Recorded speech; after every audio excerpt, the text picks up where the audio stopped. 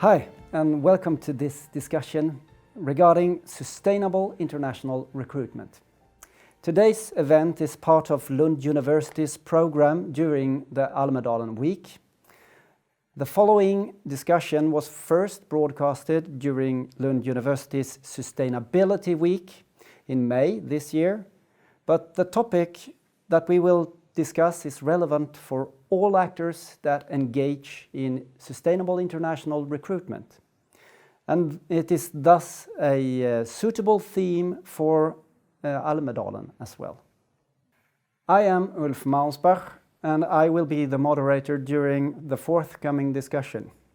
I'm sitting here in the capacity of coordinator for Moving In, a research project that highlights different social science perspectives regarding mobility, with researchers from Lund University in close collaboration with a network of external partners.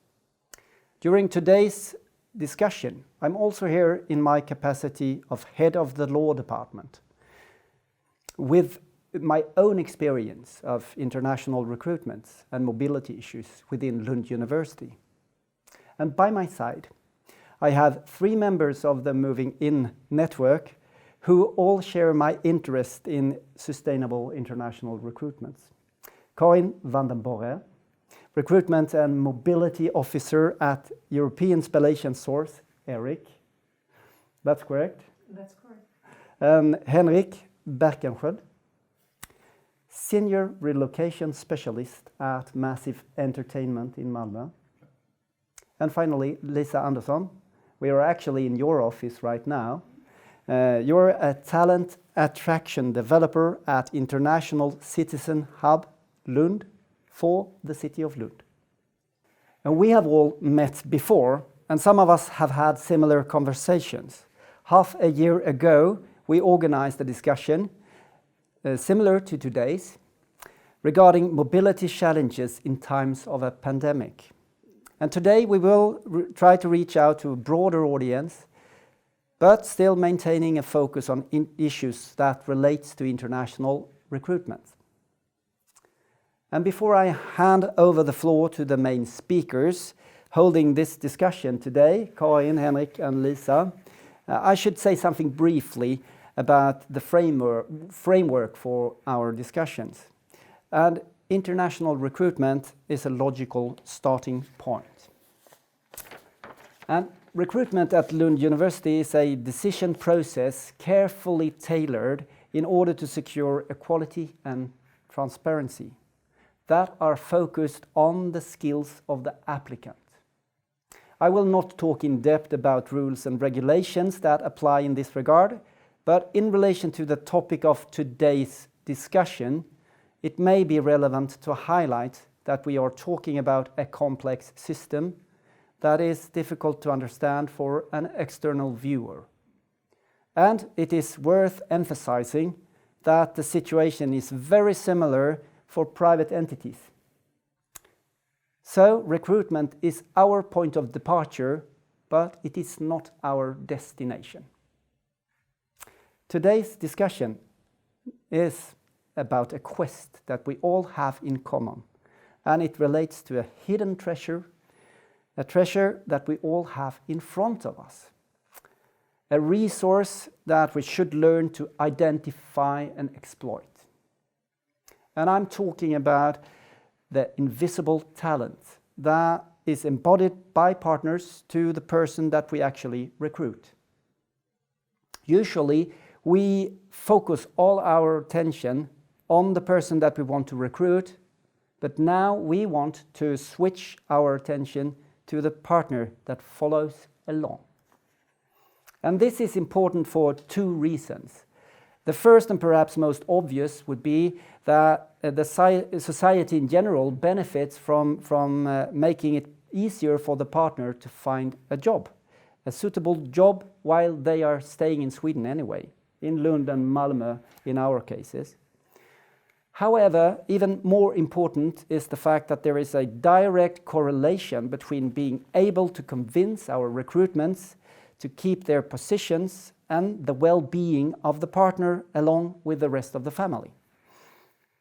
if we manage to make life easier for the partner and the family, we will most likely manage to keep our recruitments with us and thus make the recruitment sustainable. And it works, unfortunately, the other way around. If we do not manage to make life livable for the partner, we can be assured that our recruitments and their families will leave. Hence, we need to work more actively with the partners and include attention to partners and families in our recruitment processes. And we need to make the invisible talent visible. And we need to find ways for the partner and the family to enjoy staying in Sweden. If we manage to accomplish this, our investment in international recruitment will pay off. Put differently, the recruitment will be sustainable. But if we neglect this task, it will soon turn out that the international recruitment becomes a costly failure. And this is what today's discussion is about. How we can be better at making the invisible visible. And we will discuss this in relation to 3 different themes. The first one is a crucial issue in this regard, how we manage to manage expectations. And for that, I will leave the floor to Karin. Thank you. I will start with setting the scene a little bit and giving a little bit of an explanation about what European Spallation Source, short ESS, is all about. We are a research facility that is being constructed in Lund, and we have our data management software center in Copenhagen. We have 530 employees approximately today, 54 different nationalities represented, and more than 60% of our employees are non-Swedes or non-locals. So we carry a very large responsibility when we initiate and we complete international recruitment, since we get people from traveling all over the world to come to our little corner of Sweden. And it is, as you mentioned, it's crucial that the family falls into place upon arrival, because otherwise we have done a big investment and put in a lot of resources that will just be a waste of time and money. As the recruitment will falter. And when we discuss about setting the expectations for the spouses, I think the important thing to remember is that we recruit on a global arena. So when we find the right talent somewhere in an odd corner of the world, we will make great investments to get a person to come to Sweden. And that might give the impression of that it's very easy to penetrate the Swedish labor market. So when the spouse arrive here, they can have an expectation of ease, that it will be easy to find a job, to find an opportunity for them here on the local arena, which is unfortunately not the case. This is not unique for Sweden. It's important to remember this is something that you struggle with in every country. But the thing that is maybe a little bit more typical for Sweden is that we have a society where we have all the social welfare constructed around, and the tax system constructed around a system where it's individual taxation. So if you only have one income in the family, that will affect the final economic balance, so to say, for the family. So it's important if you're a larger family to find an opportunity for your spouse as well. And when we say manage expectations, it's important to know that every time when you move into a new society or a new labor market, there are unique rules and opportunity that applies. You have to understand them before you arrive. I think it's important to start to look for opportunities already before you leave your home country. It's very important for us as employees to take this responsibility also and clearly communicate what the circumstances are here. We have a lot of collaboration here on the local market, and Lisa will explain more about them later, what we try to do for our international partners upon arrival. when you come to a new environment, you have to see it as an adventure. You have to come with open mindset and embrace the opportunities that are there. The Swedish labour market is typically so that if you have an opportunity already, a job opportunity, it will be easier to get a second one or to get another one. So therefore, if you have a very unique expertise, it's important to try to search for opportunities before you arrive and to try to build up a network and find contacts already from your home country. I can talk about this for hours and hours because it's very close to my heart, but I will take a brief stop there and hand over. And you will likely be able to get into the discussion later on as well. But our next theme and our next stop then is Henrik, and you will actually present Massive Entertainment's vision about sustainable recruitment as a starting point for our continued discussion. Yes, well, we have a pronounced vision at the company that we want the recruited talent to stay as long as possible. 10 years have been mentioned as an ideal time frame. Depends a little, of course, but the idea is to make the recruited talent want to stay on for this amount of time. Partly because the recruitment, of course, is costly, but also because it, no matter how talented, to hone craftsmanship takes time. So even a very skilled recruitment will need time within the organization to grow to their full potential. So the idea is to make everyone want to stay for as long as possible, but approximately 10 years or so, which is not easy in an environment that's very internationalized and contains quite a lot of nomads or people who are accustomed to moving every once in a while, and also highly project-based. So you work on a project and it has a beginning and an end, and for some that's a clear breaking point of where they can move on to the next interesting thing. But how is spouses and families relevant in this context? Yes, well, if most often when moving, a family will make a mutual decision and give it a certain amount of time. So if the partner has not settled in or found their own careers, social arena, etc., within that time, they will simply move somewhere else, and we will lose them. So it is very important for us to make sure that the spouses or this hidden talent also finds a place when they arrive in Sweden. And what kind of tricks do you have in order to accomplish that? And you're not allowed to mention Lisa's solution yet.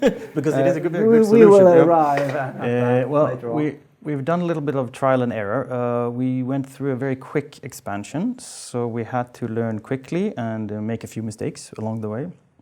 But we identified a couple of different trails that we needed to follow. One, of course, is the topic of employment. The spouses need, partners need employment in their own careers, their own projects in life to prosper, but also the social aspect, to feel included, feel welcomed, and build their own networks in other ways than maybe the purely job market oriented. So both of these aspects are needed, and we started out creating a network to bring people together in a way that we hope would be helpful.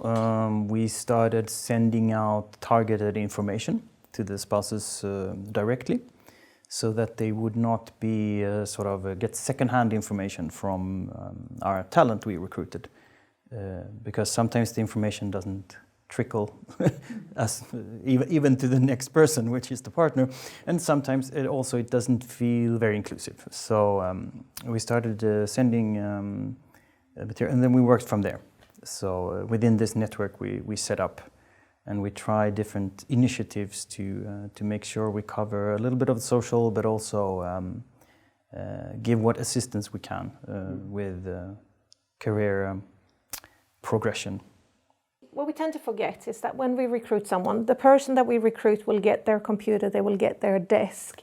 The children, they will go to school. They will all find their reality and their place in the new society. But the partner is the one that is kind of left behind. We don't have the old-fashioned golden rim expat packages anymore in the same way as it was if we look 10 or 20 years back. Now we have normally two professional talents that are traveling the world together, and they have to make a decision whom to prioritize. And I think that also part of our responsibility that I know that we both work simultaneously with, it's that we also share this kind of information prior to their arrival. Before the families arrive here, we try to give them as much insight as possible as to how the Swedish society works, what opportunities there are. And I know that you work a lot with that also, to share this information both before they arrive and once they are here. Because then, if you have the right expectations upon arrival, it will be easier to adapt and to find your place. So I just wanted to add that, sorry. Yeah, also I remembered something when I was at in the relocation industry, before my time at Massive, there was this psychological curve of moving abroad that was presented, which was very interesting, with the honeymoon phase, the various problems occur, and having lived abroad myself, I can say that it was very accurate in time. At first, you think everything is interesting. It is this adventure you were talking about, and everything is new and exciting. But then, you walk into a store and you realize, I cannot even read the labels. I'm completely lost. You feel like a child, and you start getting annoyed with things and so on. And these. It's a good idea to make people aware that this will happen, because it will. And if you know it beforehand, it is not as big a thing. It might not be this huge life crisis where you start reevaluating the move altogether. And the social aspect is very important, as you mentioned also. Job opportunities are very important, but to find your way in a society that is a little bit known, unfortunately, as a closed-door society, and to try to penetrate the Swedish social circuit. It's the challenge. And social circuits in Sweden are very related to what you work with, to your employment. Yeah. But you have ideas about solutions already. Yes. And now we will actually turn to Lisa, whom will actually address solutions. Solutions, yes. In brief, I'll tell you that International Citizen Hub Lund is one of the solutions when we knew ASS was going to build here. And the first thing we thought about is that talent that you recruit here, they need that assistance directly. Also coming from the relocation branch, you see that clearly when you're bringing people into the country. And that's why we started it, and we provide these services and basic drop-in service where people come in with those questions. As you said, I can't read the labels. I don't know what I'm buying or what to do. I don't know where to even get a haircut. Can someone speak English? You never know if you go out there shaven head or what. So you need some support in that respect. You need also that social contact to meet somebody who speaks, if it's not your own language, at least English. So you need that support. Then you have to learn about society. You have to learn about the country you're living in. How does the healthcare system work? How do I pay taxes? What happens if I'm looking for a job, or what happens if I want to go in sports? What kind of sports clubs? There's lots of things you need to know and think about if you're going to start getting into society. As you said, the spouse and partner is the forgotten partner. And therefore, we also created these events, which is about 100 to 130 events per year we create to get that information to the spouse and partner. And the most clear thing we found from the very beginning, as you have all talked about, is this invisible talent, is that you need to get into the job market. In Swedish society, you really aren't anyone if you aren't participating in society by working and contributing. And we're talking about people who are highly academic, a lot of years of work experience, a lot of years of studying, and they have a lot to contribute to society, and they want to get out there and work. They've just left their jobs to support their partner in this recruitment. So they want to come out here and contribute. But where do I find a job and how do I go about it? It doesn't work the same way as it does in their home country. Now, Sweden isn't my country, and you don't hear it because I'm speaking English today, but Sweden is not my home country, but it is very foreign. I know 30 years ago when I came here, wow, it's another language, but it's just another way of being. And we're not saying what's good or bad, we're saying it's just different. And how do I get around it? And that's what we're looking at. These spouses and partners, highly educated, lots of work experience, who want to get out there and help. And we need a lot of that competence in our industries, Swedish industries. The problem is that they're invisible. So one of the things we did create was this Kickstart job program. And we did that in 2016 as a pilot and continued. For partners and spouses. For partners and spouses, yes, because the recruitment's already done. They're happy, up and running and doing a great job. And we want to contribute so that they stay in those positions. As you said, 10 years is a long time. You need the other partner to get in their career to get moving too, if you want to keep them 10 years. A 2-year job contract project, okay, it's maybe not so bad the partner isn't working for those 2 years. Maybe they can get in and do something. But if you want someone here long term and you want a recruitment to be successful, you want to make sure that partner is taken care of as well. They're just as important. They're the ones who have the power to say, it's not working for me, let's go. And we have found, there was a study in 2012 where they found that about 65 to 70% of the partners were saying, let's go because it's not working. And so all over the world, people were trying to build up these kinds of hubs and these initiatives to help the spouse and partners. So when we look at the job market, we want to get them out into the job market. And we look at that as we created this job program. We looked at the competence coming in and we're looking, my goodness, look at the competence. And these are competences that we have a lack of in Sweden and that we still go outside. So sometimes you think, why are we going outside when we should take a look first at the pool we have here before you go outside? Because it's a double win. We've already recruited a fantastic talent.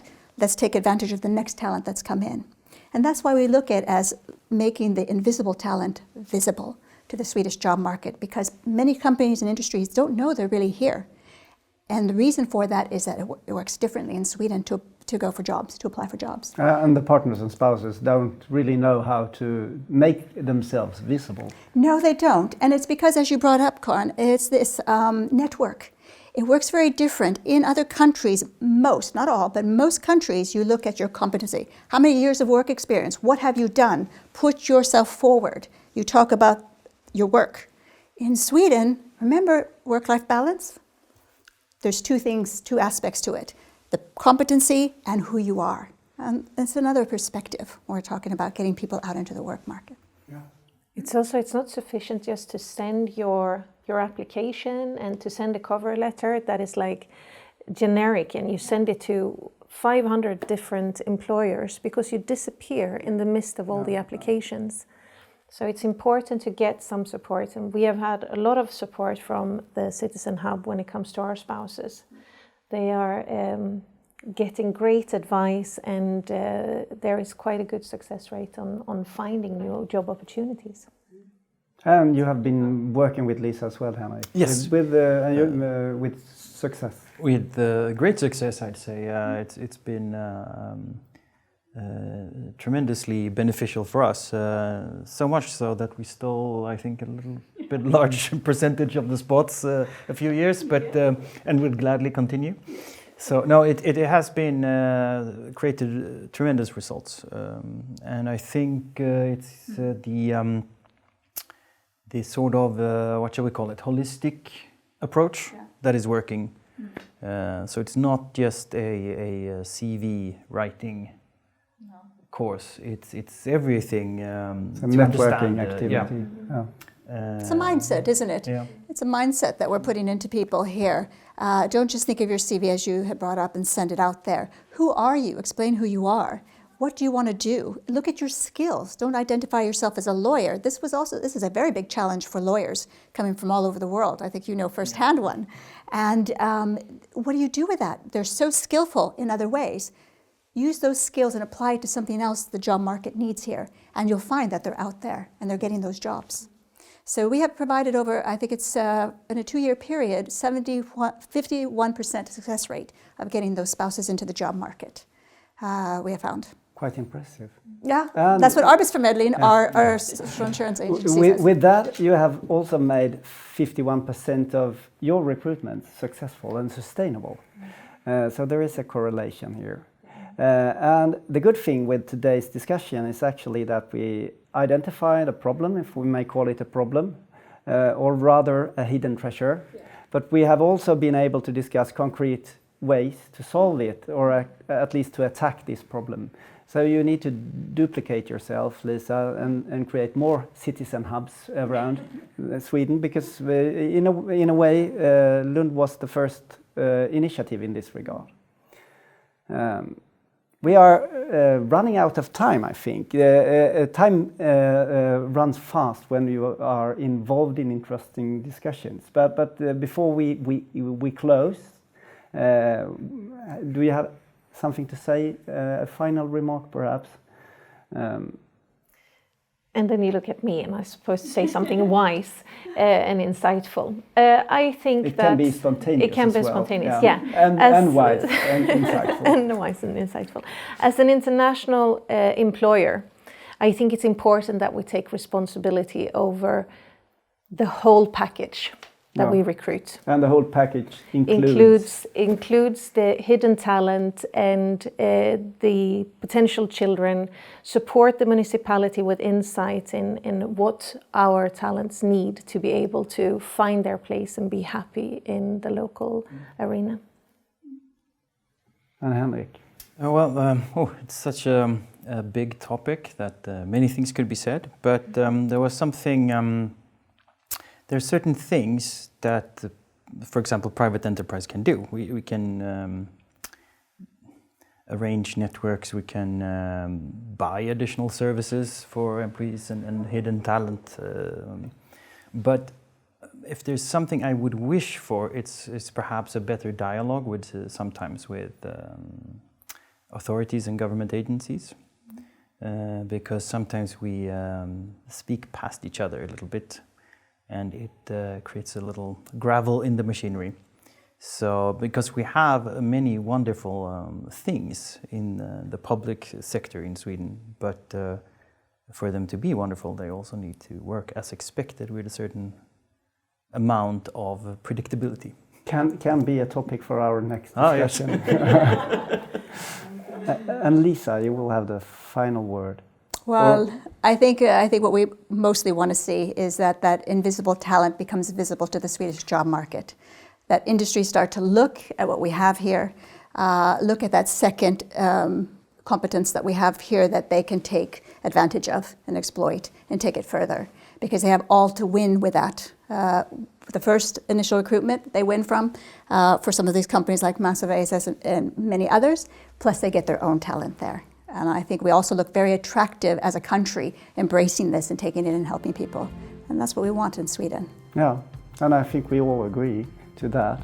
And hopefully some of you that have been listening as well. Thank you very much for paying attention to our discussion.